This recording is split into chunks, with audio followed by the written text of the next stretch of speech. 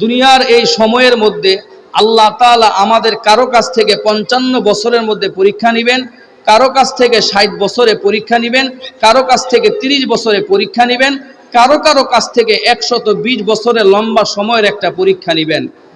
এখন এই পরীক্ষায় কে ফলাফল ভালো করবে, কে খারাপ করবে, এটা আমরা বুঝবো কেমন করে? এটা তো বোঝা যাবে পরকালে। কথা বলেন ঠিক কি ঠিক না? আল্লাহ পাক রব্বুল আলামিন সূরাতুল কফ এর 35 নম্বর আয়াতের মধ্যে বলেন, লাহুম মা ইয়াশাউনা ফিহা ওয়া লাদাইনা মাজিদ। আল্লাহ সুবহানাহু তাআলা বান্দাদেরকে মরণের পর যে একটা জান্নাত দিবেন, এই জান্নাতের মধ্যে যাওয়ার পর জান্নাতি মানুষগুলো আল্লাহ পাক রব্বুল আলামিনের কাছে যা কিছু চাইবে আল্লাহ পাক রব্বুল আলামিন বান্দাকে সেগুলো দিয়ে দিবেন।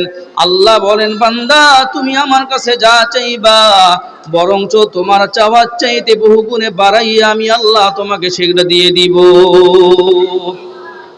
আল্লাহ পাক রব্বুল আলামিন সূরাতু হামিম সিজদার মধ্যে বলেন, লাকুম ফিহা মা তাশতাহি আনফুসুকুম ওয়া লাকুম ফিহা মা তাদউন নুজুলাম মিন গফুরির রহিম।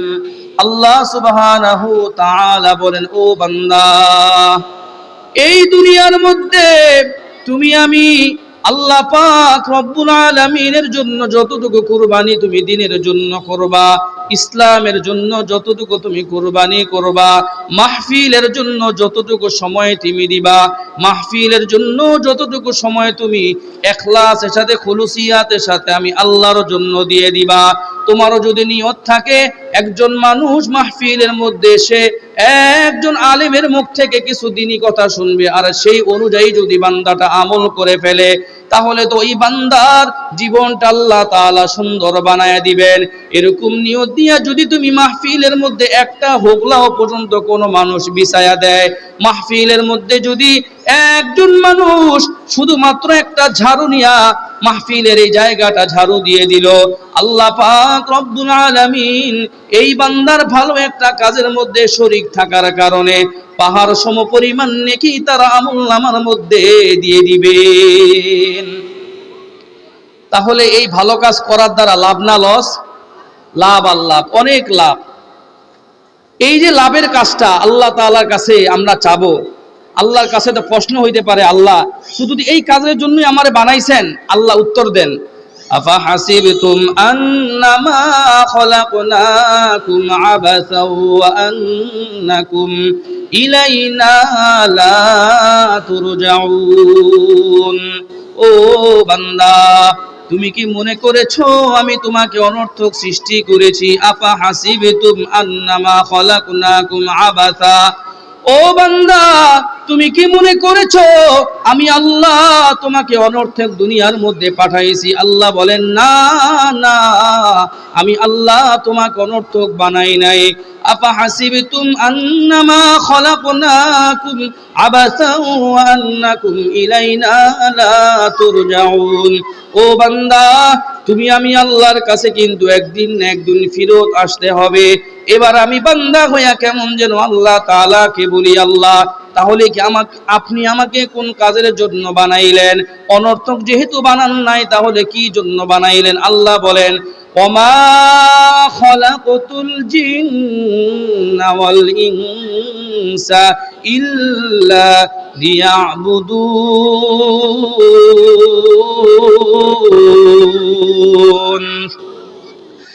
আল্লাহ পাক রব্বুল আলামিন বলেন, ও বান্দা,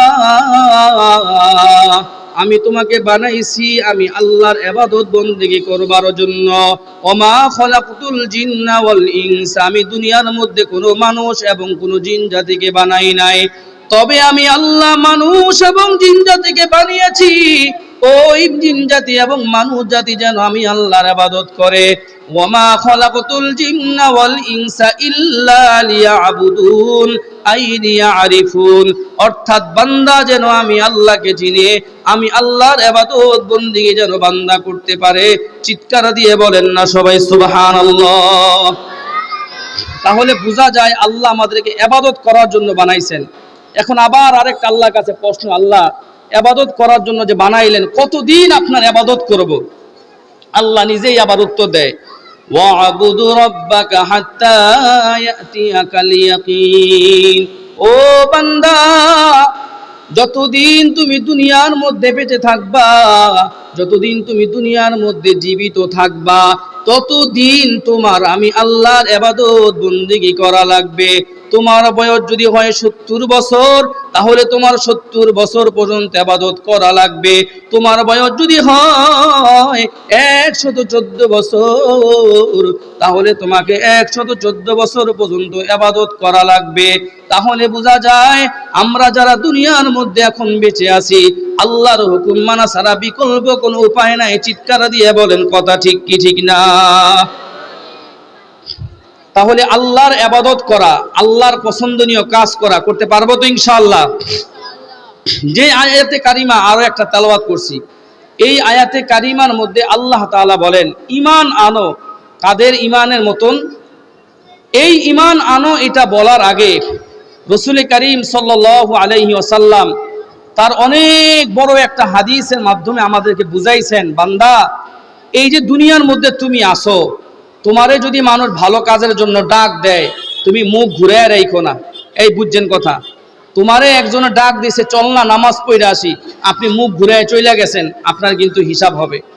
আপনার একজনে ডাক দিয়েছে, ভাইরে অনেকেই তো গুনার কাজ করে, চল না গুনাহটা ছাইড়া একটা ভালো কাজ করি। কথার কথা এই একটা মাহফিল। আমাদের সমাজ ব্যবস্থা দেখেন, 1 বছর পর এই যে ধরেন গাজীবাড়ির সামনে মাহফিলটা হতে যাচ্ছে, আলহামদুলিল্লাহ আমাদের এই এরিয়ার ভিতরে 4-5টা বড় বড় মাহফিল হয়। একটা হয় আমাদের মিফতাহুল উলুম চানগুল ছানারা মাদ্রাসার উদ্যোগে হয়, এবার আমরা ভিতরে করছি, প্রতি বছর তো অনেক বড় করে হয়। আবার কলাবাগান নুরুল কোরআন মাদ্রাসার উদ্যোগে একটা মাহফিল হয়। আবার এই শাসনগাঁও পূর্বপাড়া যুব সমাজের উদ্যোগে একটা মাহফিল হয়। আবার বিসি ঘুষিয়ারি সমিতি ওনাদের এই পক্ষ থেকে একটা মাহফিল হয়।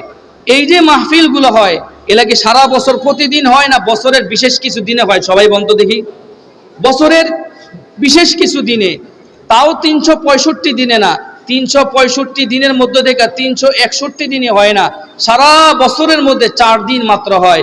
এই 4 দিন মাহফিল করতে গিয়ে আপনার কাছে একটু সহযোগিতা চাই, অমুকের কাছে একটু সহযোগিতা চাই।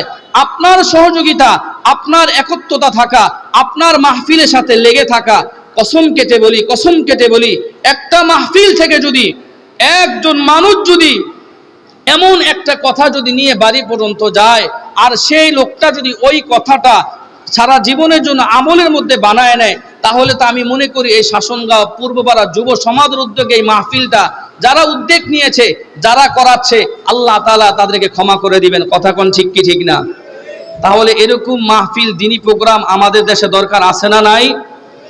দরকার আছে না নাই? সবাই জোরে বলেন। অনেক আছে। রাসূলের সাহাবী হযরতে বারা ইবনে আযিব রাদিয়াল্লাহু তাআলা আনহু তিনি বলেন, আমি একদিন এক কবরস্থানে পাশ দিয়ে হাইটা হাইটা যাচ্ছিলাম। আনবারা ইবনে আযিব রাদিয়াল্লাহু তাআলা আন قال خرجنا مع النبي صلى الله عليه وسلم في جنازة رجل من الأنصار। বারা ইবনে আযিব রাদিয়াল্লাহু তাআলা আনহু তিনি বলেন, আল্লাহর রাসূল সাল্লাল্লাহু আলাইহি ওয়াসাল্লামের সাথে একদিন একজন আনসারী সাহাবীর জানাজার নামাজের সাথে নিয়ে আমরা কবরস্থানের দিকে হেঁটে হেঁটে গেলাম। খরজনা মান নবী সাল্লাল্লাহু আলাইহি ওয়াসাল্লাম ফি জানাজাতি রাজুলিন মিনাল আনসার ফান্তাহাইনা ইলাল কবরি। এমত অবস্থায় আমরা কবরস্থানের মধ্যে পৌঁছে গেলাম। ওই যে দেখেন না শাসনগাঁও কবরস্থান, এই জায়গা থেকে হেঁটে গেলে হয়তো বা 4 মিনিট সময় লাগবে। এরকম হাঁটতে হাঁটতে আমরা এই কবরস্থানের মধ্যে চলে গেলাম। ফান্তাহাইনা ইলাল কবরি ওয়ালাম মা ইউলহাদ। কবরস্থানের মধ্যে যে দেখি এখনো পর্যন্ত কবর খনন করা হয় নাই। এরপরে কি দেখি, ফাজালাসা রাসূলুল্লাহ সাল্লাল্লাহু আলাইহি ওয়াসাল্লাম ওয়া জালাসনা হাওলাহু কান্না আলা রুসিনা তাইর। তিনি বলেন যে দেখি আল্লাহর রাসূল সাল্লাল্লাহু আলাইহি ওয়াসাল্লাম কবরস্থানের মধ্যে তিনি বসে রয়েছেন, তার চতুর্পার্শ্বে সাহাবায়ে কেরাম আজমাইন তারাও বসে রয়েছেন। ফাজালাসা রাসূলুল্লাহ সাল্লাল্লাহু আলাইহি ওয়াসাল্লাম ওয়া জালাসনা হাওলাহু, আর তাকায়া দেখি সাহাবায়ে কেরামের মাথাগুলো এমন সোজা, কান্না আলা রুসিনাত তৈর, মনে হয় তাদের মাথার উপরে পাখি বসে রয়েছে, এমন নিস্তব্ধভাবে সাহাবায়ে কেরাম তারা বসে রয়েছে, এদিকেও মাথা নাড়ায় না, ওইদিকেও তারা মাথা নাড়ায় না। ফান্তাহাইনা ইলাল কবরি ওয়ালাম্মা ইউলহাদ ফাজালাসা রাসূলুল্লাহ সাল্লাল্লাহু আলাইহি ওয়াসাল্লাম ওয়া জালাসনা হাওলাহু কান্না আলা রুসিনাত তৈর ওফি ইয়াদিহি উদ। আমার হাতের দিকে সবাই একটু তাকান, মনে করেন এইটা একটা লাঠি। আল্লাহর রাসূল সাল্লাল্লাহু আলাইহি ওয়াসাল্লাম এরকম করে একটা লাঠি তার হাতের মধ্যে নিলেন, এরকম করে একটা কাঠি নিলেন। ওফি ইয়াদিহি উদ ইয়ানকুতু বিহি ফিল আরদি, আল্লাহর নবী ওই লাঠিটা নিয়ে এরকম করে জমিনের মধ্যে তিনি দাগাদাগি করছিলেন। ইয়ানকুতু বিহি ফিল আরদি, আল্লাহর রাসূল জমিনের মধ্যে দাগাদাগি করছিলেন। দাগাদাগি করবার পর কিছুক্ষণ পর রাসূল তার মাথাটা উত্তোলন করলেন। ফারাফা রাসাহু, নবী এবার মাথাটা তিনি উত্তোলন করলেন। উত্তোলন করবার পর নবী এবার বলেন ইস্তাঈযু বিল্লাহি মিন আযাবিল কবরি মাররাতাইনি আও সালাস। ও আমার উম্মতেরা, তোমরা প্রতিদিন এই কবর থেকে একবার অথবা দুইবার তিনবার তোমরা পানা চাইবা। ইস্তাঈযু বিল্লাহি মিন আযাবিল কবরি মাররাতাইনি আও সালাস, প্রতিদিন তোমরা দুইবার অথবা তিনবার তোমরা কবর থেকে তোমরা পানা চাইবা। ইস্তাঈযু বিল্লাহি মিন আযাবিল কবরি মাররাতাইনি আও সালাস।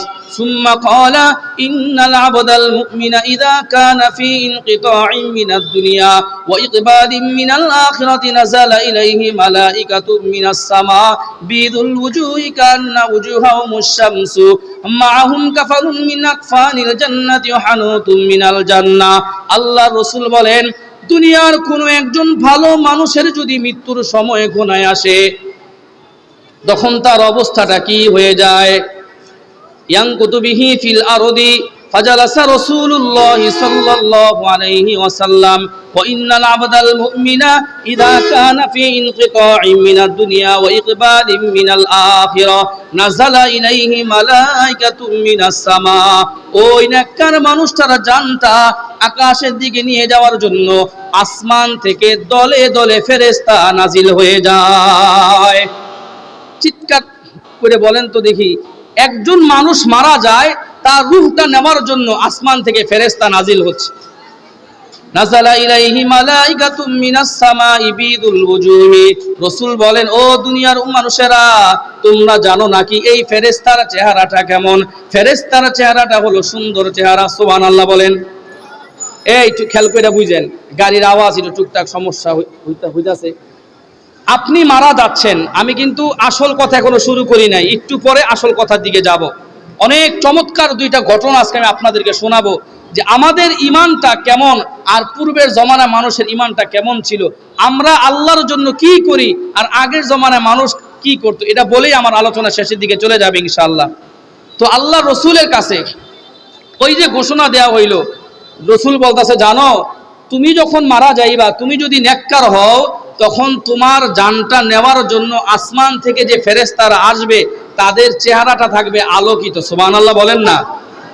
কান্না উজুহাহুমুশ শামসু মাআহুম কাফানুন মিন আকফানিল জান্নাহ। শুধু এটাই নয়, ও আব্দুল করিম, ও আব্দুর রহিম, তুমি শোনো, শুধু এটাই নয়, তোমার জানটা নেওয়ার জন্য যখন ফেরেশতারা আসবে, ফেরেশতারা এইরকম ভাবে একটা কাফনের কাপড় নিয়ে আসবে, সুন্দর একটা কাফনের কাপড় পেঁচাইয়া তারা নিয়ে আসবে।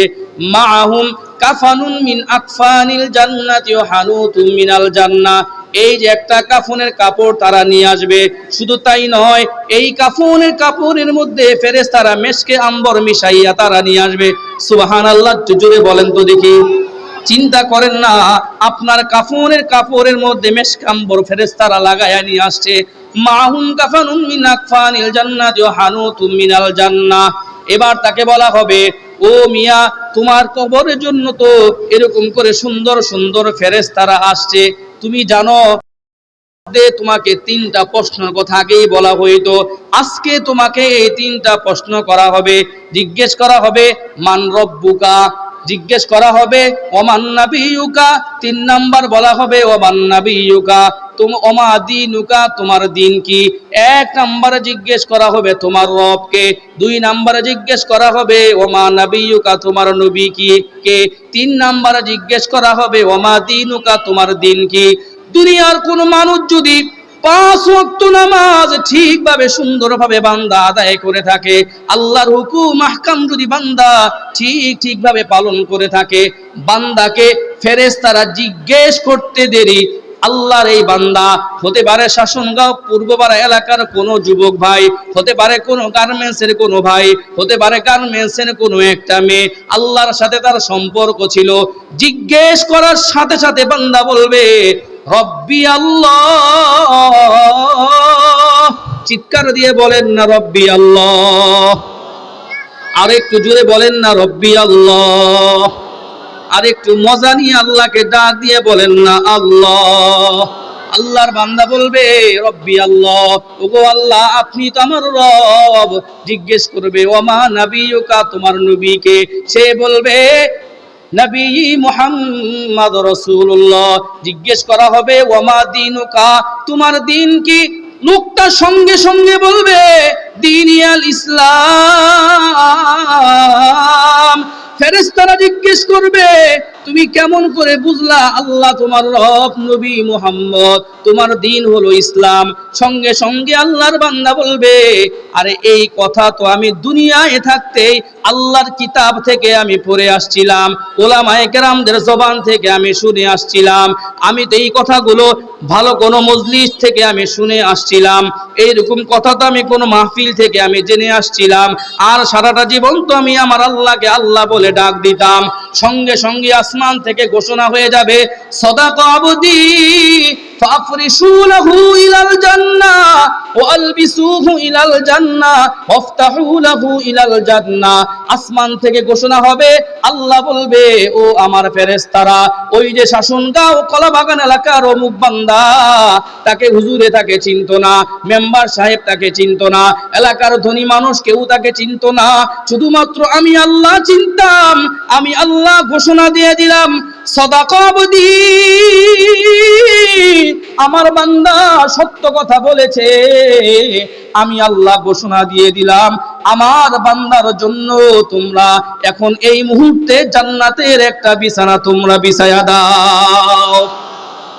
আমার এই বান্দার জন্য শুধুমাত্র জান্নাতের বিছানা বিছাইলে হবে না, আফতাহু লাহু ইলাল জান্নাহ, তার জন্য জান্নাতের একটা পোশাক পরায়া দাও, তার জন্য জান্নাতি হাওয়াগুলো চালু করে দাও।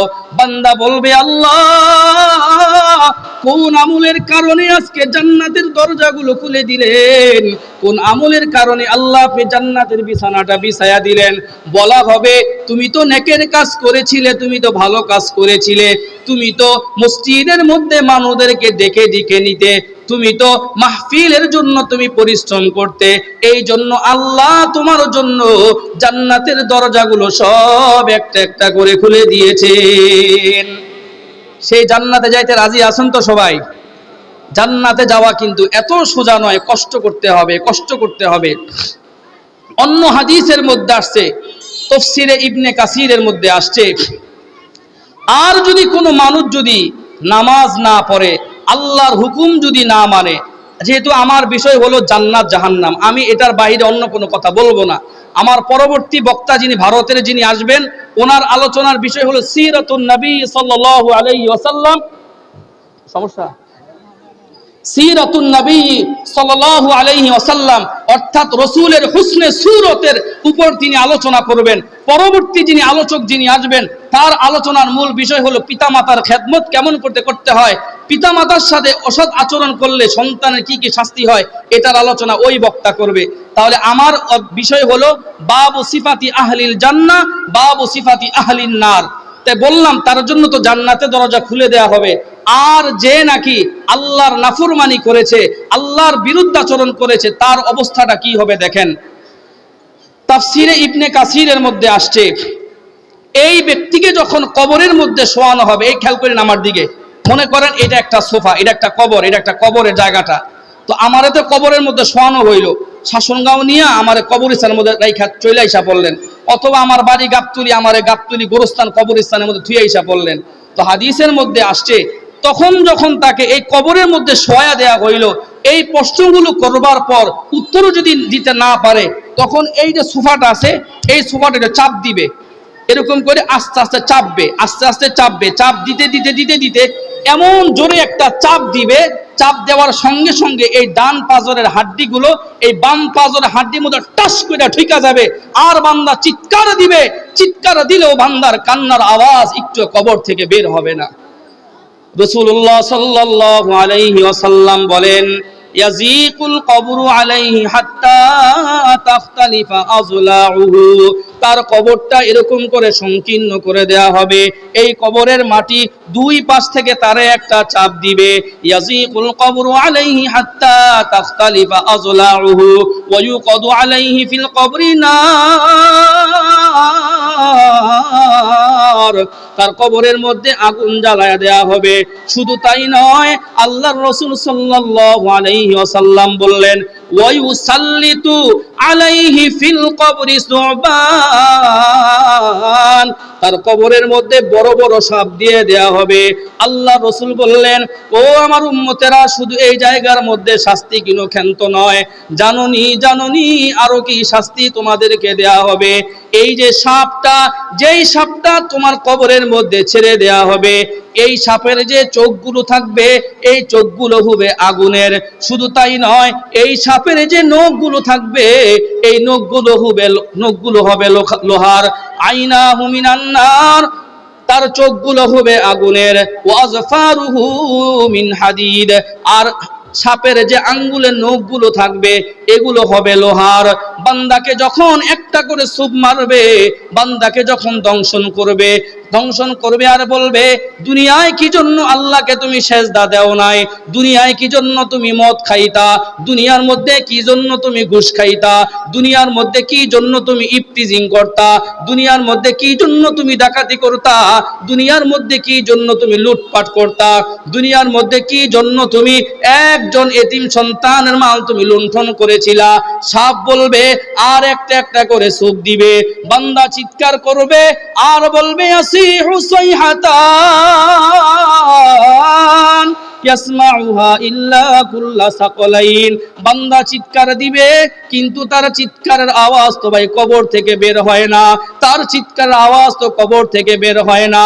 আমার নবী, আপনার নবী বলেন, এই বান্দাকে এমন ভাবে শাস্তি দেওয়া হবে, এই বান্দা যদি গার্মেন্টসের কোনো কর্মী হয়, এই বান্দা যদি কোনো ব্যবসায়ী হয়, এই বান্দা যদি কোনো মাদ্রাসা পড়ুয়া ছাত্র হয়, এই বান্দা যদি দেশের কোনো এমপি মন্ত্রী অথবা চেয়ারম্যান হয়, যা কিছুই হোক না কেন, যদি আল্লাহর হুকুম ঠিকভাবে পালন করতে না পারে, কবরটা এমন জোরে একটা চাপ দিবে, বান্দা বলবে, আল্লাহ এবারের মতন ছেড়ে দাও। আল্লাহ বলবে, না, তোমাকে তো আর ছাড়া হবে না, দুনিয়ার মধ্যে বারবার তোমাকে ঘোষণা দেওয়া হয়েছিল, তুমি তো পাপা কাজ ছাড়ো নাই, আজকে তোমাকে শাস্তি ভোগ করা লাগবে। আমি জিজ্ঞেস করতে চাই, হাজার হাজার ভাই যারা যারা বসে আছেন বা দাঁড়ায় আছেন, এরকম শাস্তি কেউ কি আমরা সহ্য করতে পারবো নাকি? জোরে বলেন তো দেখি। কেউ আমরা পারবো না। তাহলে এরকম শাস্তি থেকে বাঁচার জন্য চেষ্টা করা লাগবে তো ইনশাআল্লাহ। জান্নাত জাহান্নাম আমার বিষয়, যেহেতু জান্নাতে যাব ভালো কাজ করলে, আর বিপরীতমুখী কাজ যদি করি, খারাপ কোনো কাজ যদি করি, তাহলে আমাদের ফলাফল হবে জাহান্নামের মধ্যে। দুনিয়ার মধ্যে একজন পরাক্রমশালী একজন বাদশা ছিল, যার নাম হলো ফেরাউন। নাম শুনছেন নি ফেরাউনের? এই ফেরাউনের চরিত্র আমাদের বাংলাদেশের কিছু মানুষের উপরে আইসা পড়ছিল। কথা কোন ঠিক কি ঠিক না? ফেরাউন যেমন জীবনে নিজের খোদা বলছিল, সে বলছে লয় নাই ক্ষয় নাই, আমাদের বাংলাদেশের কিছু মানুষের মধ্যে এরকম ফেরাউনের চরিত্র আসছিল। আল্লাহ বলছে, এই বেটা, নমরুদকে তো একটা মশার কামড় দিয়ে ধ্বংস করে দিয়েছিলাম, আর তোরে ধ্বংস করার জন্য 3 দিন লাগবে না, 4 ঘন্টার মধ্যে 11টা থেকে শুরু করে 2টার মধ্যে তুই দেশ থেকে পলায়ন করে অন্য দেশের মধ্যে পালানোর পর তুই খুঁজে পাবি না। চিৎকার দিয়ে বলেন, কথা ঠিক কি ঠিক না? আল্লাহ বলছিল, এই সাবধান হ ফেরাউন রে, এই এমন করিস না, দুনিয়া কিন্তু তোর, এই দুনিয়া কিন্তু শেষ নয়।